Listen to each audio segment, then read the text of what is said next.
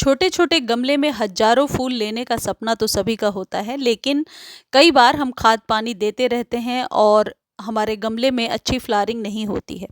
आप लोगों में से कई लोगों की ये क्वेरी है कि हमारे गार्डन में इतने फूल नहीं खिलते या किसी किसी पौधे में तो फ्लावरिंग के सीजन में भी फ्लावरिंग नहीं हुई। तो आज के वीडियो में मैं आपको एक खाद बता रही हूँ, इसका इस्तेमाल कीजिए। कभी ऐसा हो नहीं सकता कि ये खाद जो है असर ना करे आपके पौधे पर। ये बहुत ही जाना माना टेस्टेड खाद है और ज़्यादा कॉस्टली भी नहीं है। देखिए, ये मेरे मोगरे के पौधे पर पहली कली बनी है इस साल की। मोगरे पर मैं जनवरी से अभी तक 3-4 वीडियो शेयर कर चुकी हूँ। यदि उस तरीके से शेड्यूल में ही आपने खाद दिया होगा तो निश्चित तौर पर आपके मोगरे के पौधे पर भी कलियाँ बनते रही होंगी।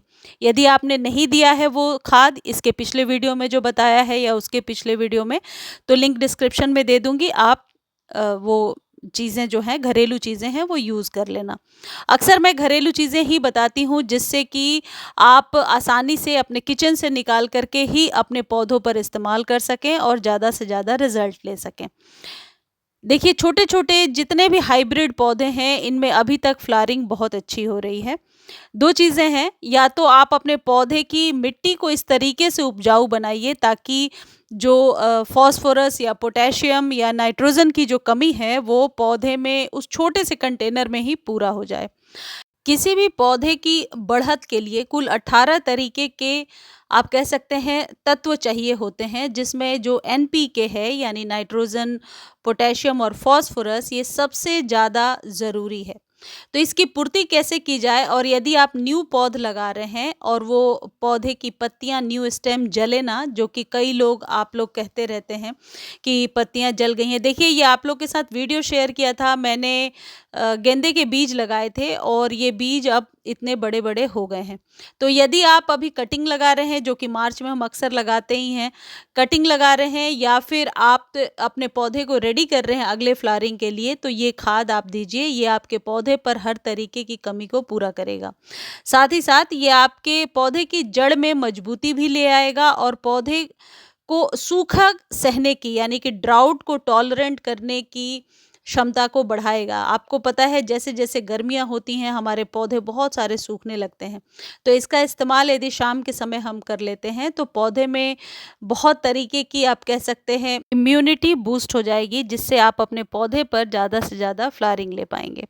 और ये जो खाद है, ये है NPK 19-19-19। बहुत आसानी से आपको नर्सरी पर मिल जाएगा और ज़्यादा कॉस्टली भी नहीं है। 100 रुपीज़ में आपको 1 kg के करीब मिल जाएगा और इसका इस्तेमाल हर तरीके से फ़ायदेमंद है, कहीं से भी नुकसानदायक नहीं है। पिछले 2-3 साल से मैं इस्तेमाल कर रही हूँ और यदि नुकसानदायक होता तो मैं आपके साथ शेयर ही नहीं करती।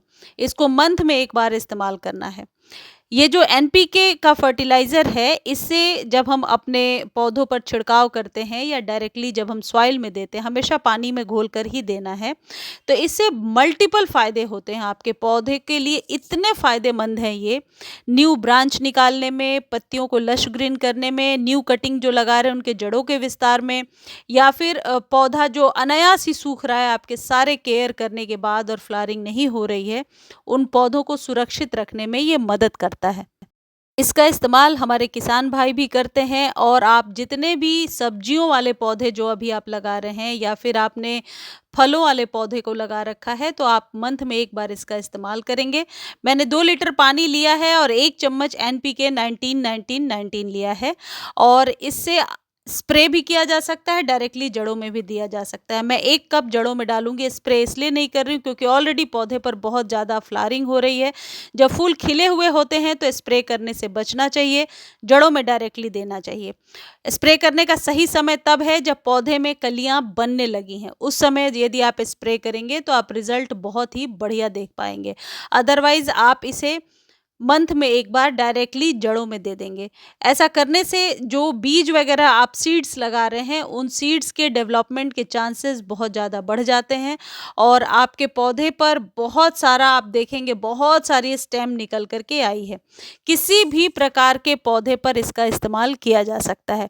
ड्रिप इरिगेशन के थ्रू किसान भाई भी इसका इस्तेमाल करते हैं, तो ये 100% आप कह सकते हैं कारगर है।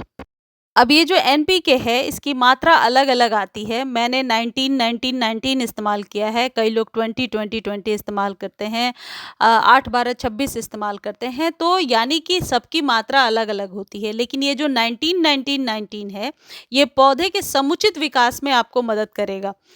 क्योंकि इसमें नाइट्रोजन भी है, फास्फोरस भी है और पोटेशियम भी है। तो जो फास्फोरस है ये आपके पौधे की जो सॉइल होती है उसको आप ये कह सकते हैं कि गर्मियों में ड्राउट रेजिस्टेंट बना करके रखता है, यानी कि सूखे से लड़ने की क्षमता प्रदान करता है।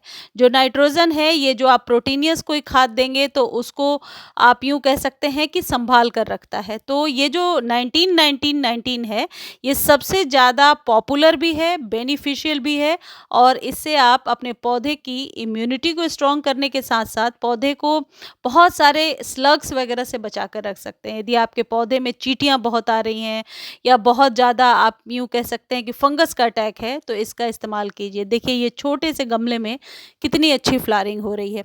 तो आप भी चाहते हैं कि बहुत छोटे से कंटेनर में बहुत ज़्यादा फ्लावरिंग ले पाएँ तो इसका इस्तेमाल कीजिए। मुझे उम्मीद है जानकारी आपको बहुत अच्छी लगी होगी। धन्यवाद।